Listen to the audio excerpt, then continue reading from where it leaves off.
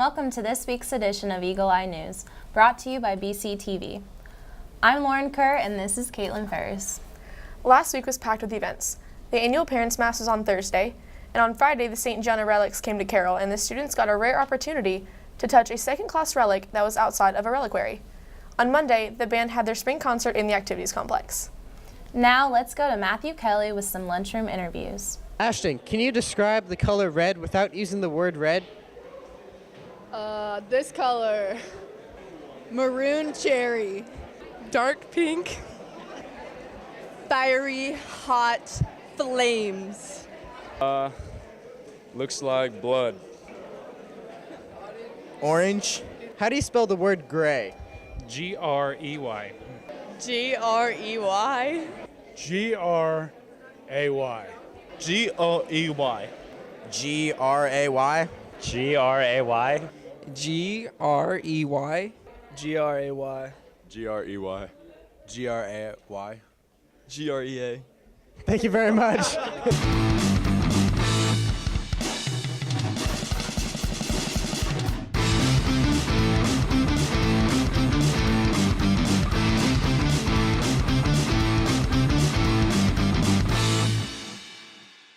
Gray.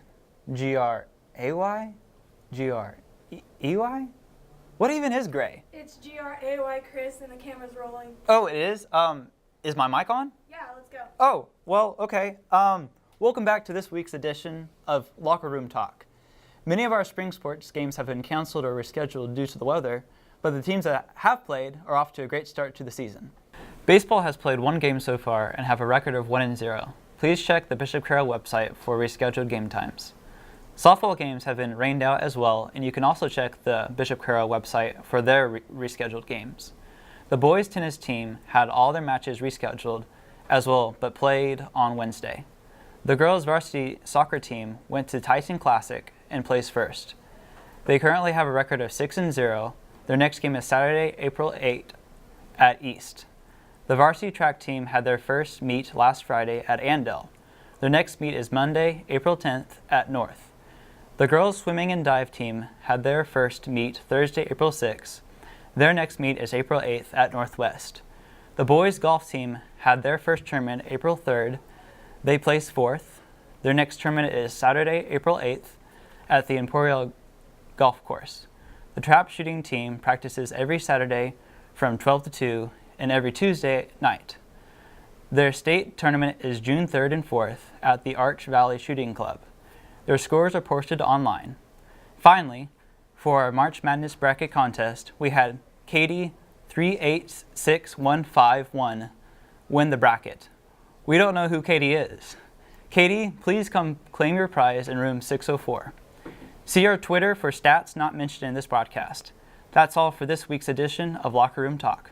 Back to you guys. Sports update, Chris.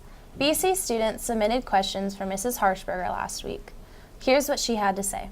I am here with the wonderful Mrs. Harshberger, and I'm going to be asking her questions about what the students feel are most important issues facing our school today. So, first question, why don't the seniors get an open lunch?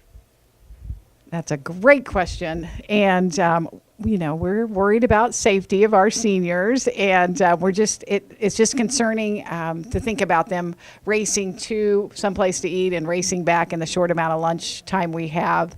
So again, we've thought about that in the past, and like I said, very worried. Parents also have their concerns. And again, I know our counterparts on the east side, Capon, they do have open lunch, but they also have a little bit longer time with their block scheduling things for that to happen. All right, understandable. Now, why can't girls wear sandals on dress down day?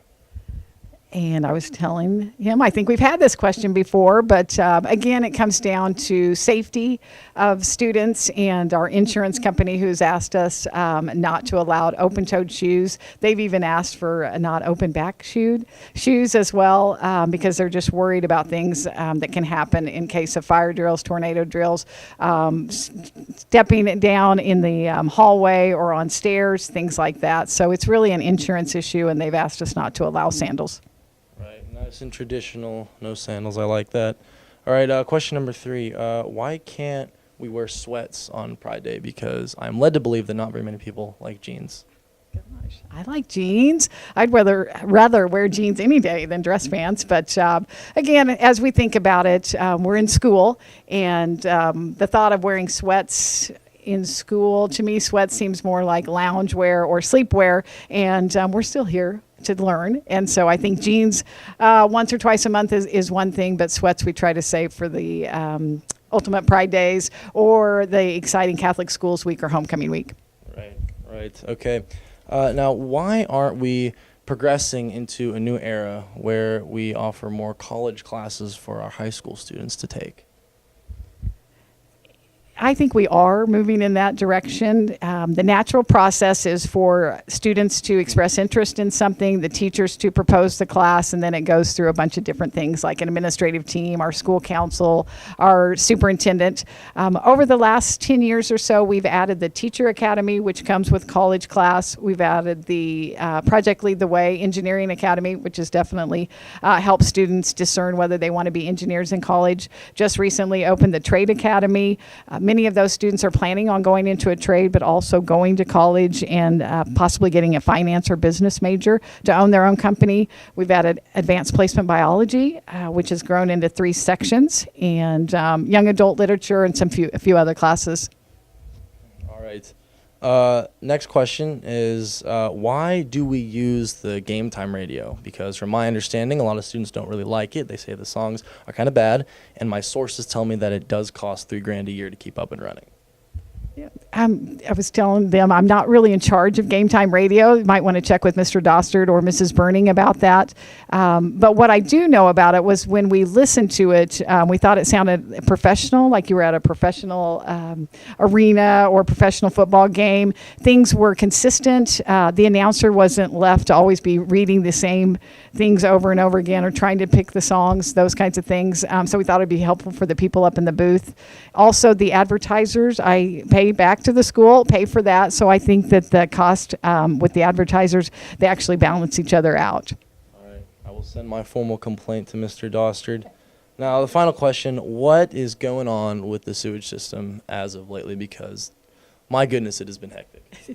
Yes. I was out of the building yesterday and missed the excitement during lunch, at the end of lunch with the sewer system. But my understanding, there was a backup in the drain there in the closet in the Commons. And so Roto-Rooter was out here to clean that out. And I think the plan is to get on a schedule where they come out every so often instead of being reactive, being proactive. Understandable. Well, thank you very much for your time, Ms. Harshberger. And you guys heard it first here. Back to you. With Cody coming to a close, let's take a look at the current Cody standings. The sophomores are in 4th place with 479 points, the freshmen in 3rd with 505 points, the seniors are in 2nd with 643 points, and the juniors are in 1st with 659 points. The remaining events for Cody are the Secret Spring Sports Games, the 4th quarter service numbers, and the class scrapbook and video. So seniors, stay on top of your game. The next couple of weeks are packed full of events here at Carroll. On April 14th, Good Friday, students will have Easter break through the 17th. Then the annual testing day is that Wednesday on the 19th. On April 19th, 20th, and 21st, the Bishop Carroll Drama Department will be putting on Les Mis, Miss Bedreau's last performance, so be sure to buy your tickets. On April 22nd, our prom and Arabian Night will be held at the Cotillion, with after prom to follow at Bishop Carroll. Speaking of prom, be sure to send your promposals to our Twitter for a chance to win free prom tickets. Entries can be sent until April 13th. Then we will announce the winner on Tuesday.